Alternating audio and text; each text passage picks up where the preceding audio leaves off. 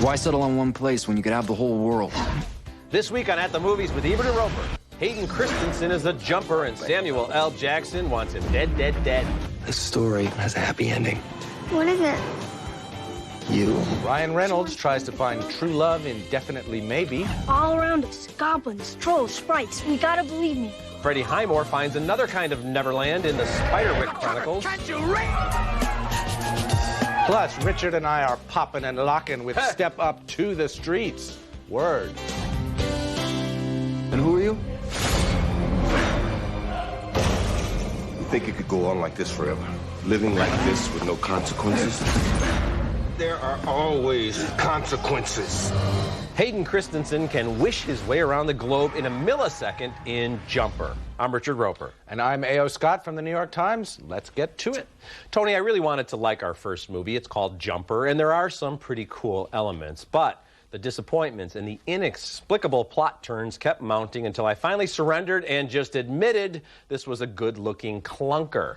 In another one of his emotionless pretty boy performances, Hayden Christensen plays David Rice, who has the mysterious and amazing ability to teleport himself anywhere, anytime, kind of like I Dream of Jeannie.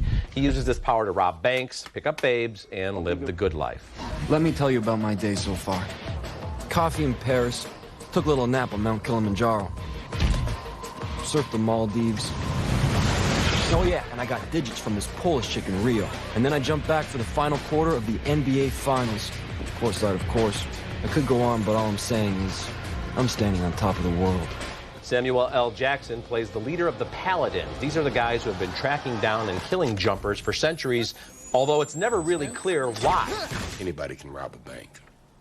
What I'd like to know is how you rob a bank without opening any doors. This conversation's over. This conversation's not over. Do you answer my question? Tell me. How'd you last this long, huh? Too bad Jackson didn't save his purple lightsaber from the Star Wars movies when he last saw Hayden Christensen. Rachel Bilson plays Millie. She's a hometown hottie who begins to reconsider her decision to hook up with David some 8 years after he disappeared. I'm sorry. Come on. We gotta go. Leave me alone. This might hurt a little bit, okay?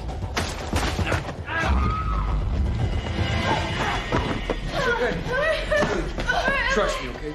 Jumper is directed by Doug Liman. He's done some great work, including Go and the Firstborn movie. This movie needs another half hour or so of explanation, or maybe a tighter, more cohesive script. I wanted to like it, I didn't. Or something. This is one of those movies that's like something like 87 minutes long, and you sit there and it just feels like it's going on and on and on, and none of it makes any sense. And it's not as if you have to have, you know, a coherent, perfectly, you know, explicable idea of why these people can jump around. Either they can like jump this or they can't. Okay, but you need something to make sense. And also, this movie, the visual text got so annoying after a while. All of the jumping and throwing things. It was kind of like you took a bunch of postcards of Paris and Rome and the pyramids and threw them up in the air and like shuffled your head it's around. It's a great premise, Tony, but it goes nowhere. And then we have all these other elements. Diane Lane shows up as this kid's mother, and then there's even some inconsistencies. He thought he started jumping when he was 15. She says, no, you learned when you were 5. Well, how could he not know the difference? And people who just accept things at face value, like Rachel Bilson, he shows up after 8 years in the local bar in Ann Arbor. And she goes to Rome with him. Hey, how you doing? Let's go to Rome. So, then she starts to have second thoughts after they've broken into the Colosseum and he discovers Jamie Bell and Billy Elliot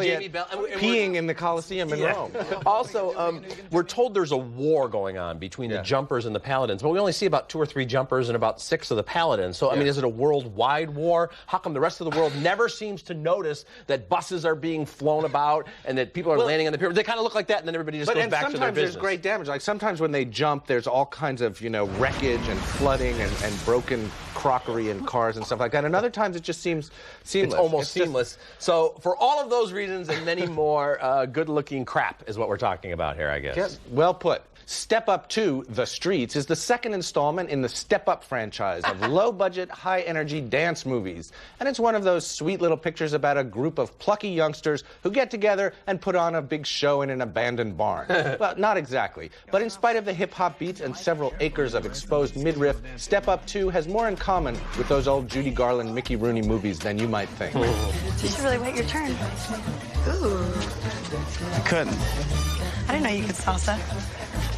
There's a lot you don't know about me, Andy. How just surprising considering how much you talk about yourself. Ooh. Brianna Evigan plays Andy, a tough girl from Baltimore who's part of the 410 crew. Andy betrays the 410, however, when she starts attending the Maryland School of the Arts, where she gathers up a different crew. A whole TV season's worth of drama is shoehorned into this hectic little movie, all of it leading up to a climactic dance battle in the rain with flashlights.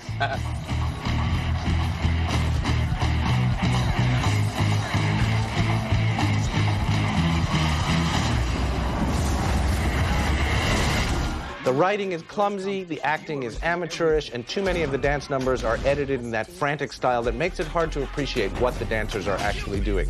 But I liked what they were doing, and in spite of everything, I was won over by Step Up to the Streets. It's so goofy and earnest and energetic, I just can't bring myself to be a hater. You're recommending it. On the record, I'm saying you're Step Up. You are following Kevin Smith, loved the original Step Up, and now A.O. Scott of the New York Times is saying, go see Step Up 2. If you have like 10 or 11-year-olds, because this movie is squeaky clean. Yeah. In spite of some of the bumping and grinding. It's the kind of movie where the crew members face up. They're like, "I'll dance you anytime." You know, nobody's pulling out switchblades.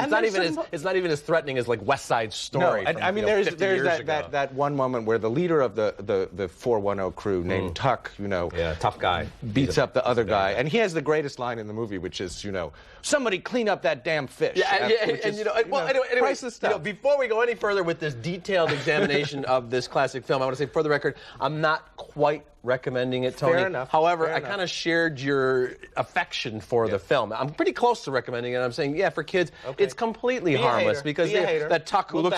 And by the way, I think I'll be a hater. That's right. Bring your stuff. You got to look at this as basically it's in the tradition, if you will, of Footloose and Flashdance. Really, it does not take itself seriously. And these dancers are amazing. Some of these kids are really, really talented.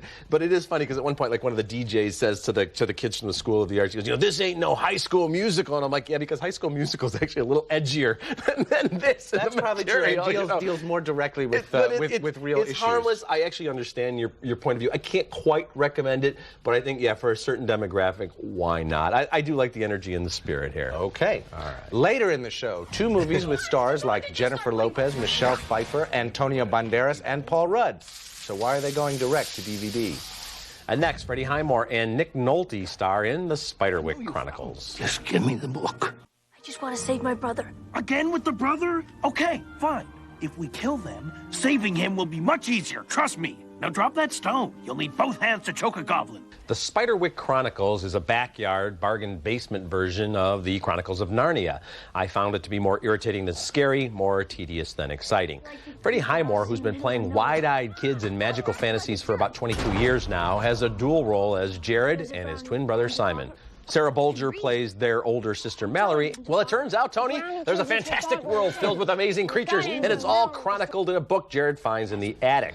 Martin Short voices the creepy little thimble tack. Ah, goblins! Goblins are here! And all because you took the book out there and practically waved in their faces, you little twerp! Simon! Go ahead! Have a look at the mess you made! Nick Nolte plays the evil ogre Mulgrath, who will stop at nothing to obtain the book. If he gains possession, he'll rule the world. If you give me the book, your life will go on as if nothing ever happened. However, if you fail, I'm afraid I'll have to find somebody else to get my book for me. The Spiderwick Chronicles has all the elements of a classic children's adventure, but the goblins aren't very frightening. The supposedly friendly Thimbletack is an ugly pest, and the evil ogre is a tired variation on a dozen other fairy tale villains. Didn't these people see the Shrek movies? The performances are all fine, but nothing special.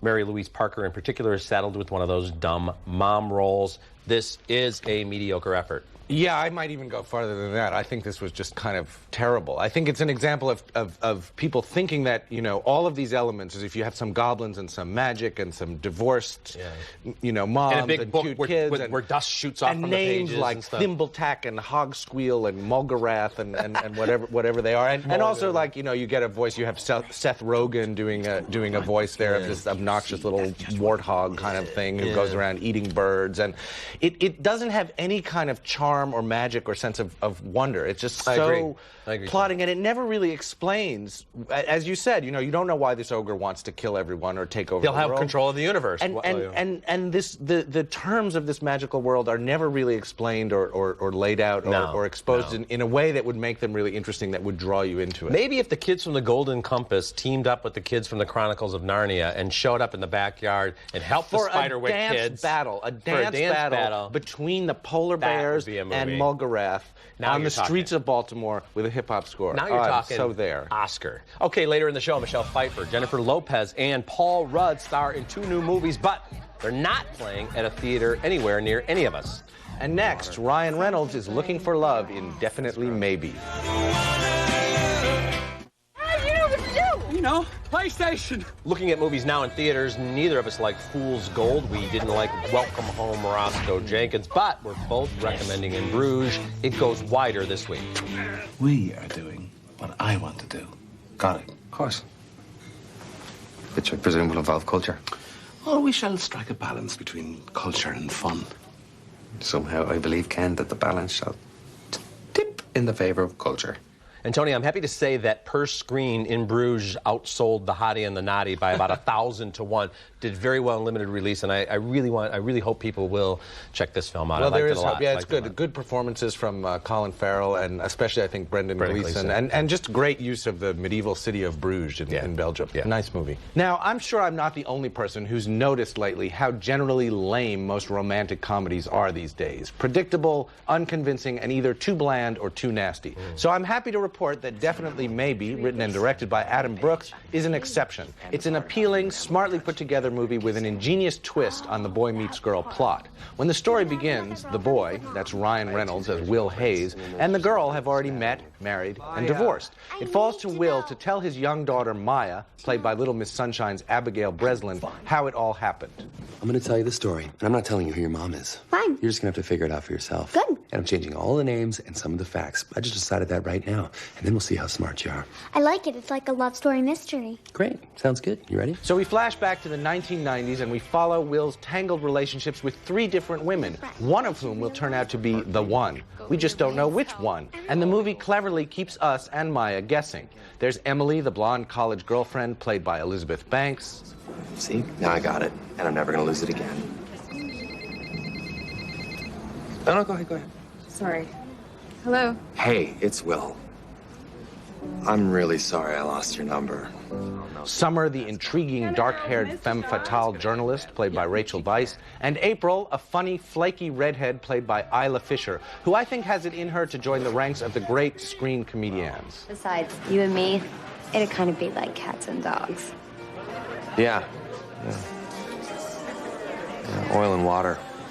Sandpaper and bare ass. That's gross. It's just gross. You be the ass. Yeah. Oh, no, thank you. Thank you very much. Lennon Be and honored. McCartney. They were good together. Yeah, while it lasted, and then they couldn't even be friends. I liked all of the performances in this movie. I also appreciate the honest, matter-of-fact way that Adam Brooks, the writer and director, deals with some of the painful and confusing aspects of romance without losing his essential good humor. Would I recommend Definitely Maybe? Definitely. I'm with you, Tony, and I agree with you. It's contrived. I mean, it's really stretching to get into this situation where he's got to tell the story in flashback. But the performances are very strong, and they handle everything in a very smart and unexpected way. Because you're thinking, okay, wait a minute, he's just getting divorced, and he's explaining to his daughter how it's How I Met Your Mother. But there has to be some sort of romantic comedy, and they handle all that very well. And they also make all of the female characters both attractive and flawed. So it's not as if, you're set up to think, well, she's going to be the wrong one. You better get away from her. You could sort of see, okay, I see what he sees in each one of these and why it might not work out. At different points in his own emotional growth. Well, because he's also trying to figure out who he is, and it is a very nice take on the kind of 20-something drift story. I really a young, enjoyed it. Idealistic guy who's kind of trying to find his way. Yeah, very well done. And Ryan Reynolds, who sometimes gets a little bit too much into the Chevy Chase thing, where he's more appealing to himself than to anybody else. I mean, he's a good-looking guy, he's a talented guy, and here I think he allows himself to be a little bit more real and vulnerable, and that makes him much more appealing as an actor. Absolutely, and we also have to mention Kevin Kline has a great supporting role in this as one of this those kind of drunken where, gonzo journalist types that just he blows into this movie. He nails a certain kind of guy perfectly. Yeah, good film, very good film. Very nice. Okay, Tony, a little bit of a different kind of a segment here. In a world where The Hottie and the Naughty and Over Her Dead Body get theatrical releases, let's take a look at a couple of films that went straight to DVD despite the presence of some big names. First is Border Town, starring Jennifer Lopez. This well-intentioned but overwrought effort from writer-director Gregory Nava is inspired by some true and horrific events. Hundreds of women working in factories in Juarez, Mexico have been raped and killed, and nobody seems to care. Lopez plays a crusading journalist from Chicago who goes there to investigate the crimes. The number of women killed is not 375. It's just the number the police can cover up. But the real number is probably closer to 5,000. 5,000. That's Antonio Banderas as a newspaper editor in Juarez who risks his life to help his old friend. This is a story that deserves to be told, and Nava delivers an unforgettable, if sometimes heavy-handed film. I just thought this was a mess. I thought the elements of the story didn't really come together. I thought it looked very nice. It was nicely shot. It looked like a quality movie with all of those wonderful actors in it, but it wasn't really one, I felt. I get what you're saying. I still think it's worth checking out, especially on DVD. Fair enough. I've got another movie going direct to DVD that I think is actually better than Border Town, though it does have its problems. Can a 40-something TV producer find love with a 29-year-old actor? Maybe. But that really isn't the question that's the point of I Could Never Be Your Woman, a comedy that, for all its flaws, is wittier and more provocative than most of the romantic comedies currently in theaters. But this movie, written and directed by Amy Heckerling of Clueless and Fast Time at Ridgemont High, is less a cute May-September love story than a knowing, biting feminist satire on the TV business. Michelle Pfeiffer gives a wonderfully antic performance as Rosie, who's trying to juggle her job running a teeny-bopper sitcom with single motherhood. Saoirse Ronan of Atonement plays her daughter Izzy. Complicating Rosie's life even further is her affair with a charming cut-up, played by everybody's favorite charming cut-up, Paul Rudd. Mrs. Robinson, you're trying to seduce me. Would you like me to seduce you? Yes. What seems unforgivable to me is that viewers will have to dig through the DVD bins to find it, but by all means, keep your eye out for it. I'm with you, Tony. I'm recommending this one as well. I think Michelle Pfeiffer in particular, what a winning performance. Yes. So funny, so lovely, so charming, so smart, and I love Paul Rudd. He's always very funny. And yeah, some of the stuff doesn't work, but so much of it does work, and so much of it is sharp, so sharp and on insightful target. compared to some of the junk in theaters. And I think it's important to say, a lot of times when something goes straight to DVD, you know, it has a sort of bad odor to it. But in this case, I think the movie was just a victim of film industry shenanigans. There was a production company, and there was a lot of screw-ups on the financial side, and it never got a release. But it really deserves to be rescued. It deserves an audience. There was a good piece in Entertainment Weekly recently explaining what happened to this film, and hopefully people will see this and check it out. It's much better than a lot of the stuff playing in theaters. Amen. Coming up next in our video segment, my favorite movie of 2007 and films containing multiple Oscar-nominated performances. But first, here's a look at what's coming up on next week's show. There's something else going on here. You name it, we shoot it. Be Kind, Rewind, Videos, a la carte. Every award season, America's most trusted critics tell it like it is. We haven't agreed yet. But this year, the only place you'll see their picks is on the internet. We're inside a computer. Join Richard Roeper and guest host Michael Phillips for If We Pick the Winners. Richard's pick is... available on AtTheMoviesTV.com, the online home of Ebert and Roeper. This week's video segment is brought to you by Raisinets. Make a deliciously smart choice with Raisinets. I'm not the guy that you kill. I'm the guy that you buy. Are you so blind you don't even see what I am? Looking at movies new on DVD, my pick for the best film of 2007, Michael Clayton. However, I can't recommend Rendition or Margot at the Wedding. Another great film coming out on DVD this week, Tony, is American Gangster, with, of course, Ruby Dee was nominated for Best Supporting Actress, and they have the original version and then the unrated version with 18 minutes more of footage. A nice package for a first edition release, because sometimes you get the movie, then you get the 2-disc version. There's some good stuff on here, and I really like this one. I like the two worlds that Russell Crowe and Denzel Washington bring us into. My video pick for this week is In the Valley of Elah. A lot of movies came out in 2007 that dealt with the war in Iraq and related matters, and not a lot of people went to see any of them. This movie, directed by Paul Haggis, was one of those, and while it has its problems, it definitely deserves a second look. The performances are excellent, but most of all, In the Valley of Elah paints a disturbing picture of the effects of a long and confusing war. I think it's a great film. Okay, so In the Valley of Elah, An American Gangster will be in stores on Tuesday, and we'll be back to recap this week's show right after this. Closed captioning for Ebert and Roeper is sponsored by... Guests of Ebert and Roeper stay at the Peninsula Chicago, the city's most exciting luxury hotel located in the heart of Chicago's Magnificent Mile. Okay, recapping the movies in this week's show. Neither of us can recommend Jumper or the Spiderwick Chronicles. Tony's recommending Step Up to the Streets. It's a near miss for me. We're both recommending Definitely Maybe and I Could Never Be Your Woman. I liked Border Town, Tony not so much. Some nice surprises in there. Yeah, some good films. Okay, just a reminder that atthemoviestv.com is your destination for all things Oscar. We'll kick off our coverage with a live chat on Wednesday, February 20th at 7 p.m. Eastern Time. You might be able to log on and get a hold of me that way. Okay. That's it for this week's show. Until next week, the balcony is closed.